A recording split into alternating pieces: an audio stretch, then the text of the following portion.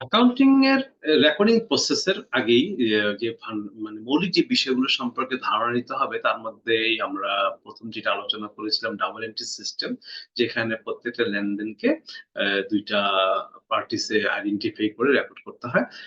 আমরা বলেছিলাম যে প্রত্যেকটা লেনদেন ট্রানজেকশন থেকে বা ইকোনমিক ইভেন্টস থেকে আমরা একটা পার্টিস নেব, এবং আর মোড, আমাদের যে লেনদেনের যে মোডটা আছে সেই মোড থেকে আমরা একটা পার্টিস নেব। আমাদের ট্রানজেকশন যাই হোক না কেন, আমাদের ইকোনমিক ইভেন্টস যাই হোক না কেন, এর জন্য আমার একটা মানে মোড অ্যাক্টিভ থাকবে, যেটা আমি হয়তো বা ক্যাশে করতে পারি বা মানে চেকের মাধ্যমে করতে পারি বা অ্যাক্রুয়াল বেসিসে করতে পারি। আবার দেখা অন অ্যাকাউন্টে করতে পারি, যেটাকে মানে আবার আরেকটা বিলস মাধ্যমেও করতে পারি। তো ঠিক আছে, আমাদের এর পরে আমরা অ্যাকাউন্ট নিয়েও আলোচনা করেছি, যেখানে আমরা দেখেছি যে মানে একটা এই, উম, কি অ্যাকাউন্ট সাথে আমাদের থাকতে পারে সেগুলোর সাথে মোটামুটি একটু পরিচিত হয়েছে। এখন আমরা যেটা অ্যাকাউন্টিং ইকুয়েশন, যেটা আমাদের মানে খুব গুরুত্বপূর্ণ ও মৌলিক একটা বিষয়, সেটা সম্পর্কে একটু ধারণা নেওয়া দরকার আমাদের। অ্যাকাউন্টিং এর যে ইকুয়েশনটা, ইকুয়েশনের বলতে আমাদের হিসাব সমীকরণের মাধ্যমে বিবেচনা করা হয়, মানে আদম যে আমাদের যে ইকোনমিক ইভেন্টের যে ইফেক্টটা, ইকোনমিক ইভেন্ট যেটা আছে, ইকোনমিক ইভেন্ট যেটা আছে সেটাকে আমরা হিসাব সমীকরণে বিবেচনা করে থাকি, এবং এটাকে আমরা দুতরফা লেনদেন, দুতরফা দাখিলা পদ্ধতির প্রভাবকে হিসাব সমীকরণের মাধ্যমে দেখানো যায়। যাই হোক, আমাদের অ্যাকাউন্টিং ইকুয়েশনের ইকুয়েশন দুইটা পার্ট থাকে, একটা হলো লেফট সাইড, একটা হলো রাইট সাইড। লেফট সাইডে আমাদের মানে আমাদের অ্যাসেটস থাকে, আর রাইট সাইডে আমাদের ইকুইটি মানে যে সত্ত্ব, যারা দাবিদার তাদের থাকে থাকে আমরা আমাদের প্রতিষ্ঠানের যে অ্যাসেটস এর উপরে আমাদের দাবিদারকে আমরা নর্মালি দুইটা ভাগে ভাগ করে থাকি। একটা হলো ওনার্স ইকুইটি, যেটা মালিকের দাবি, এটাই সবার আগে আসে। এবং যদি মালিক তার ব্যবসার কার্যক্রম চালানোর জন্য যদি কোনো রকম থার্ড পার্টির কাছ থেকে কোনো রকম লোন নিয়ে থাকে বা দায়বদ্ধতা থেকে থাকে, ওইটা আমরা লায়াবিলিটিস হিসেবে দেখে থাকি। আমাদের প্রতিষ্ঠানের দায়টা মানে অ্যাসেটস এর উপরে দুইটা পার্টির দায় থাকে। একটা হলো মানে প্রতিষ্ঠানের বাহিরের যে পার্টি থাকে তাদেরকে আমরা লায়াবিলিটিস বলে থাকি, এবং মালিকের যে দায় থাকে সেটা আমরা ওনার্স ইকুইটি বলে থাকি। আবার ওনার্স ইকুইটি ব্যাপারটাকে আমরা একটু আরেকটু এক্সপ্লেন করতে পারি, যে মালিক যদি প্রতিষ্ঠানে কোনো ক্যাপিটাল প্রোভাইড করে থাকে সেটাকে আমরা ক্যাপিটাল বলে থাকি, এবং মালিক যদি কোনো প্রতিষ্ঠান থেকে তার ব্যক্তিগত প্রয়োজনে কোনো ড্রয়িংস করে থাকে, এই জন্য আমার মালিকের পাওনাটা কমে যায়, যার কারণে আমাদের ওনার সিকিউরিটিটা মাইনাস হয়ে যায়। আমাদের যেহেতু প্রতিষ্ঠান মালিকের, প্রতিষ্ঠানে কোনো রকম ইনকাম হলে সেটা মালিকই পাবে, এটা প্লাস হয়ে থাকে। আর প্রতিষ্ঠানের যদি কোনো এক্সপেন্স হয়ে থাকে, সেখানে মালিকের পাওনাটা কমে যাবে। মানে আমরা এই যে মানে অ্যাসেটস এর, অ্যাসেটস ইজ ইকুয়াল টু ই, ই কে আবার দুইটা ভাগে ভাগ করলাম, এল প্লাস ও ই, আবার ওই কে এক্সটেনশন করতে গিয়ে আমরা এইটা পেলাম। এইভাবে আমরা মানে কি বলে অ্যাকাউন্টিং ইকুয়েশন থেকে এক্সপ্লেন করি। আমাদের অ্যাসেটস এর, এতে অ্যাসেটস মানে ইন্ডিকেট করে, ইতে ওনার্স ইকুইটি ইন্ডিকেট করে, মানে ইকুইটি ইন্ডিকেট করে ইতে, আর এল তে লায়াবিলিটিস ইন্ডিকেট করে। আর আমরা যদি ও ইটাকে মানে এইভাবে এক্সপ্লেন করতে পারি, যেটা হলো C capital, D drawings, I বা রেভিনিউ, আর এটা আরো হতে পারে, রেভিনিউ হতে পারে, ইনকাম হতে পারে, আমরা এক্সপেন্সেস, এক্সপেন্ডিচার। তো এখন আমরা যদি দেখি যে আমাদের হিসাব সমীকরণে যেটা কিভাবে এটা বৃদ্ধি পাচ্ছে,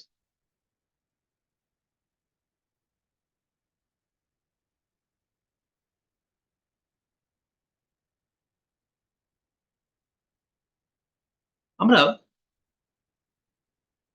এখানে দেখতে পাচ্ছি যে আমাদের যদি এ যেটা আছে, মানে অ্যাসেটস, অ্যাসেটস কখন বৃদ্ধি পায়? যদি আমাদের কোনো ইনকাম হয়ে থাকে, কোনো প্রতিষ্ঠানের কোনো রেভিনিউ হয়ে থাকে। যেমন আমাদের দেখা গেল যে আমরা প্রোডাক্ট সেল করলাম।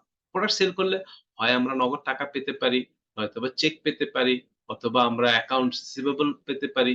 মানে অন অ্যাকাউন্টে করলে তো অ্যাকাউন্ট রিসিভেবল হচ্ছে, আবার দেখা গেল আমরা বিলসও পেতে পারি। তো এই সবগুলোর কারণ, সবগুলোই হলো অ্যাসেট, যেগুলোর কারণে আমাদের অ্যাসেটটা বৃদ্ধি পাচ্ছে। এবং এই অ্যাসেটটাই কিন্তু আবার হ্রাস পায় কখন? যখন ব্যয় হয়ে যায়। আমার এক্সপেন্স হলো, আমার হয়তোবা নগদ টাকা কমতে পারে বা ব্যাংক কমতে পারে। আমার মানে এই যে এই কারণে যখন এই ২ টা আমার অ্যাসেট যখন কমে যাবে তখন মানে আমার হ্রাস পাবে। মানে আমার যখনই আয় হবে তখন আমার অ্যাসেট বাড়বে, আর ব্যয় হলে অ্যাসেট কমতে পারে। মালিক যদি কোনো প্রতিষ্ঠানে যদি কোনো নগদ টাকা বা ক্যাপিটাল ফর্মে কোনো কিছু প্রদান করে। এই সবকিছুর জন্যই মালিকের মালিকের প্রদানের কারণে আমার বৃদ্ধি পাবে। আর আমি যদি যদি ৩য় পক্ষ কারো কাছ থেকে কোন রকম ঋণ গ্রহণ করে, মালিক যদি প্রতিষ্ঠান থেকে কোনো কিছু গ্রহণ করে, আমার কমতে পারে, কমতে পারে। আবার ঋণ পরিশোধ করার ক্ষেত্রে আমার এ কমে যেতে পারে। আমার আয় যদি হয়ে থাকে তাহলে পি বাড়বে। মানে ওনারস ইকুইটি আ ওই যেটা ওইটা বেড়ে যাবে। আমার মালিক যদি কোন কিছু প্রদান করে, আমার এও বে এও বাড় এ এ তো বাড়বেই, আবার পি ও বেড়ে যাবে। মালিকের দাবি বেড়ে যাবে। আচ্ছা, তাহলে ঋণ গ্রহণের বিষয়টা এইভাবে আমাদের প্রতিষ্ঠানের কোন ব্যয় হলে পি মানে যেটা সেটা কমে যাবে।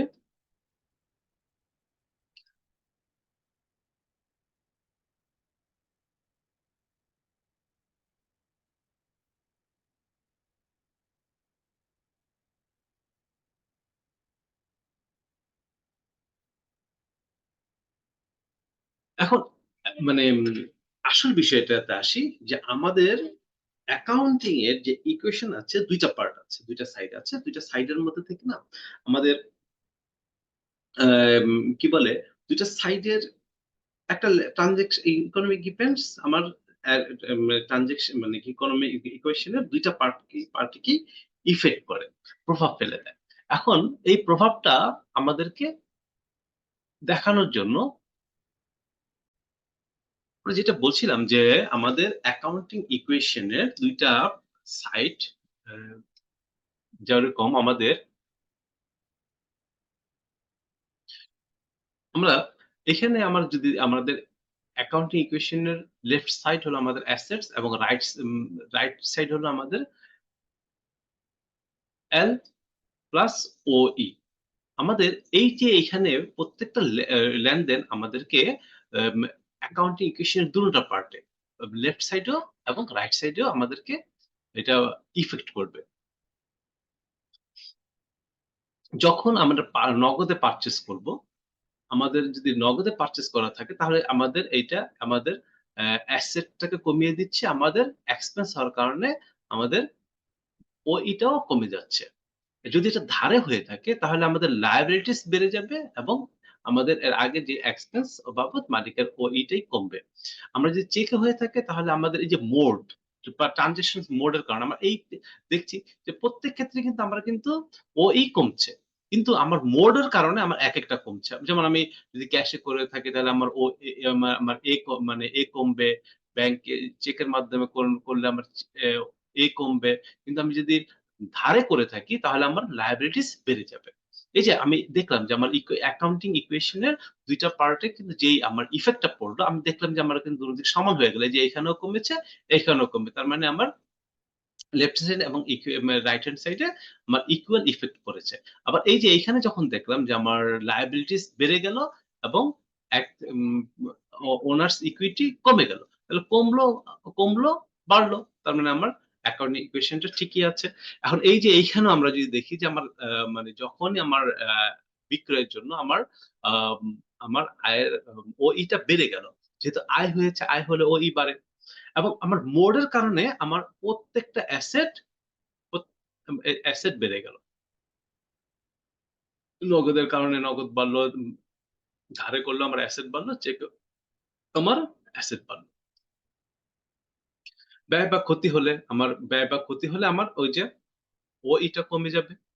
আর আমার মোড যেটা সেটা কমে যাবে বা বেড়ে যাবে। আমার এই যে অ্যাসেট মানে যখন নগদে করলাম তখন আমার এটা অ্যাসেটটা কমে গেল, ব্যাংকও কমে গেল। আবার ধারের জন্য আমার ওই লায়াবিলিটিস যেটা, দায়টা বেড়ে গেল।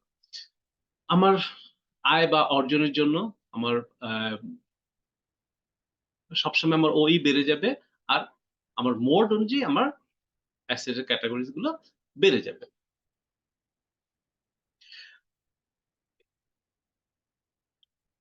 এইভাবেই আমরা অ্যাকাউন্টিং এর ক্ষেত্রে আমাদের অ্যাকাউন্টিং ইকুয়েশন এ যেই ২ টা দিকে প্রভাব ফেলে কিভাবে? এটা আমরা এইভাবে উম দেখতে পারি। আমাদের কিন্তু অ্যাকাউন্টিং ইকুয়েশন এর যে ইফেক্ট টা আছে এটা আমাদের ট্রানজিশন ওয়াইজ দেখাটাও দরকার।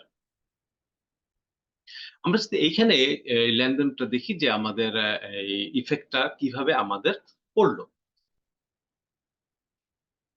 আমরা দেখলাম অনুসুয়া আ তার ৳১,০০,০০০ নিয়ে ব্যবসা আরম্ভ করলেন। তাহলে এই যে তিনি ৳১,০০,০০০ নিয়ে ব্যবসা আরম্ভ করার কারণে আমার ওনার্স ইকুইটি আমার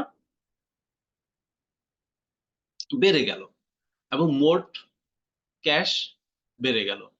মোট ক্যাশের কারণে আমার এটা বেড়ে গেল। তাহলে আমরা দেখলাম যে আমাদের এই লেনদেনটা আমাদের অ্যাকাউন্টিং এর যে ইকুয়েশন টা আছে সেটাকে ২ টা সাইডকে ইফেক্ট করেছে। কিভাবে ইফেক্ট টা করেছে সেটাও দেখলাম যে এটাও বেড়েছে, এটাও বেড়েছে। আমরা কিন্তু অ্যাকাউন্টিং টা মানে কি বলে ইকুয়েশন এর ইফেক্ট টা দেখানোর পর আমি এই ব্যাপারে সিউর হতে পারি যে আমার দোনো দিকে দুর্নীতি সমান হয়েছে। যা বাম দিকেও যা বেড়েছে, ডান দিকেও তাই বেড়েছে। তার মানে আমার অ্যাকাউন্টিং ইকুয়েশন টা সমান আছে। আচ্ছা, পণ্য ক্রয় অন ক্যাশ আমাদের যদি পণ্য ক্রয়টা ক্যাশে হয়ে থাকে তাহলে আমাদের আ ওই তো বাড়লই। সরি, ওই তো কমলই এবং আমার মোড এর কারণে আমার অ্যাসেটটা কমে গেল। যেহেতু আমি এটা নগদে পারচেজ করেছি। চেকের বিনিময়ে পণ্য ক্রয়। চেকের বিনিময়ে পণ্য ক্রয় যে আমাদের বেড়ে গেল। পণ্য ক্রয় আমাদের ওনার্স ইকুইটি কমে গেল এবং আমাদের ব্যাংক কমে গেল। ধারে পণ্য ক্রয় আমাদের ওই কমে গেল এবং বেড়ে গেল।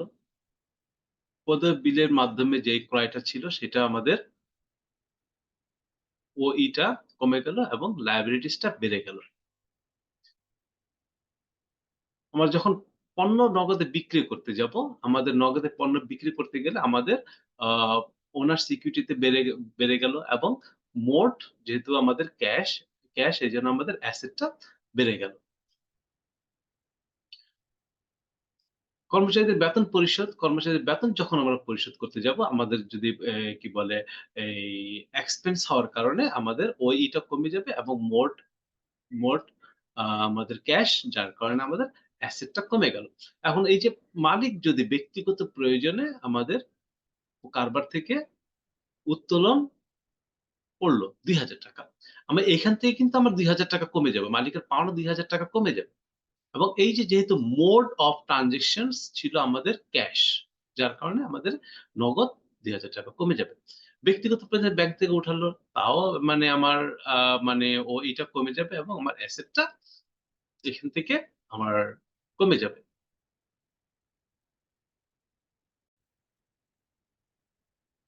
এখন আমরা এ এ শেষে আবার অ্যাকাউন্টিং ইকুয়েশনটা আরেকবার একটু বুঝে নেই। এরপর আমরা এই অ্যাকাউন্টিং ইকুয়েশন ইউজ করে কিভাবে আমরা ডেবিট ক্রেডিট নির্ণয় করতে পারবো সেটা একটু দেখার আগে আমরা অ্যাকাউন্টিং ইকুয়েশন আরেকবার একটু জেনে নিই। আমাদের অ্যাকাউন্টিং ইকুয়েশন এর বাম পাশটা হলো আমাদের অ্যাসেট অ্যান্ড ডান পাশটা হলো আমাদের ইকুইটি। আমাদের এই ইকুইটিকে আমরা আবার ২ টা ভাগে ভাগ করি। একটা হলো এল উম আরেকটা হলো ওই। এটা হলো টোটালি ওই হলো মালিকের পাওনার আমরা ইন্ডিকেট করি। আর এল দ্বারা আমাদের ৩য় পক্ষের নিকট আমাদের প্রতিষ্ঠানের যে দায়বদ্ধতা সেটাকে আমরা ইন্ডিকেট করে থাকি। আমরা যখনই ওইটাকে আমরা এক্সপেন্ড করতে যাব আমাদের ক্যাপিটালটা যেহেতু প্রতিষ্ঠানের মালিক ক্যাপিটাল প্রোভাইড করছেন এবং আমাদের মালিকের পাওনাটা বেড়ে যাচ্ছে। যার কারণে ওম সি টা প্লাস হবে। আর আমাদের যেটা প্রতিষ্ঠান থেকে মালিক উত্তোলন করে নিচ্ছে, সেটার জন্য আমরা যে ড্রয়িংস টা হয়, সেই ড্রয়িংস টা আমরা আ মালিকের পাওনা থেকে বিয়োগ করে দেই। আমাদের প্রতিষ্ঠানে যা যা যত রকমের ইনকাম বা রেভিনিউস হবে, আমরা সেই ক্ষেত্রে মালিকের পাওনাটাকে বাড়িয়ে দিব এবং ইট আমরা এক্সপেন্স ইন্ডিকেট করি। প্রতিষ্ঠানে যত রকমের এক্সপেন্ডিচার হবে, এক্সপেন্সেস হবে তার জন্য মালিকের পাওনাটা কমে যাবে। আমরা এইভাবেই আমাদের অ্যাকাউন্টিং ইকুয়েশনটাকে এক্সপ্লেইন করব। আমাদের A দ্বারা অ্যাসেটস, E দ্বারা ইকুইটি, L দ্বারা লায়াবিলিটিস, O দ্বারা ওনার্স ইকুইটি এবং C দ্বারা ক্যাপিটাল, D দ্বারা ড্রয়িংস। আর ওইটাকে আমরা I না বলে রেভিনিউ বলতে পারি। R দ্বারা আর মানে I দ্বারা ইনকাম অথবা R দ্বারা রেভিনিউস আমরা ইন্ডিকেট করতে পারি। আর E দ্বারা এক্সপেন্স বা এক্সপেন্ডিচার আমরা এখানে শো করব। আমরা এইভাবে দেখব যে আমাদের অ্যাকাউন্টিং ইকুয়েশন মেইনলি ২ টা পার্টে কাজ করে। একটা হলো আমাদের অ্যা একটা হলো লেফট হ্যান্ড সাইড যেটা হলো A আর রাইট হ্যান্ড সাইড এটা হলো E, O অ্যান্ড E। আচ্ছা, এখন আমরা যদি জানি যে what is debit and credit? Debit and credit বলতে আমরা কি বুঝে থাকি?